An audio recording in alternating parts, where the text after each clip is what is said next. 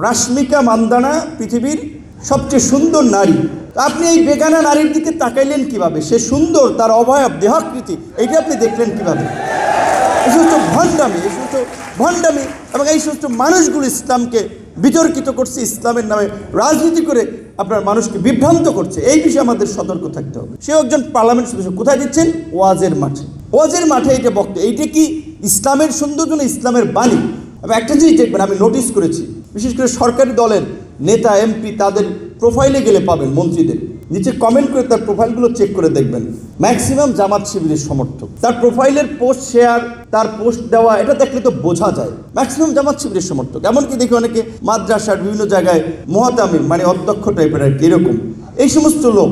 তো আমি অবাক হই যে তার কমেন্টটা এইরকম, এত বিকৃত কমেন্ট, যেটা রাশিদ খান বলেছে, মাঝে রাশিদ খান একটু বলতেছে, এই কারণে আবার সে তাদের সঙ্গবদ্ধ অপপ্রচারের শিকার। একজন সংসদ সদস্য পার্লামেন্টের তার সহকর্মী নারী সদস্যের বেশভূষা, তার দেহের মানে বর্ণনা দিচ্ছেন। সেও একজন পার্লামেন্ট সদস্য, কোথায় দিচ্ছেন? ওয়াজের মাঠে। ওয়াজের মাঠে এটা বক্তব্য, এইটা কি ইসলামের সৌন্দর্য না ইসলামের বাণী?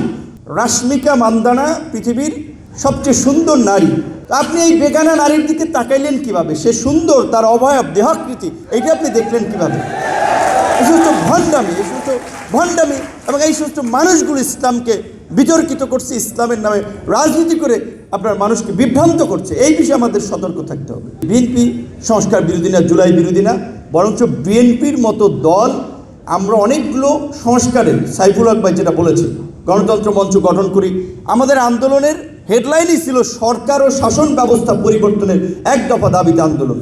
আজকে আমার এইখানে এসে আসলে খারাপ লাগছে, একটু মনে পড়ে, আসতেছিলাম ফুরফুরে মেজাজে, যে খারাপ লাগছে হুদা ভাইয়ের দিকে আমার তাকালে, কিংবা রাশিদ ভাইয়ের দিকে। তার মতো লোক পার্লামেন্টে দরকার ছিল। মানে এইখানে আসার পরে একটু খুবই খারাপ লাগছে যে সাইফুল হক ভাই একসাথে আন্দোলন সংগ্রাম করলাম, এবং এই মানুষগুলোর কন্ট্রিবিউশন, আজকে ধরেন যদি জামাত শিবিরের ছেলে আজকে হুদা ভাইয়ের সমালোচনা করে সাইফুল হক বা রাশিদ ভাই, তাদের কন্ট্রিবিউশন কতটুকু চিন্তা করেন। গত এই 17 বছরে আমার রাজনৈতিক উত্থান 18 পরে হয়েছে, আমরা তখন থেকে কন্টিনিউ করেছি।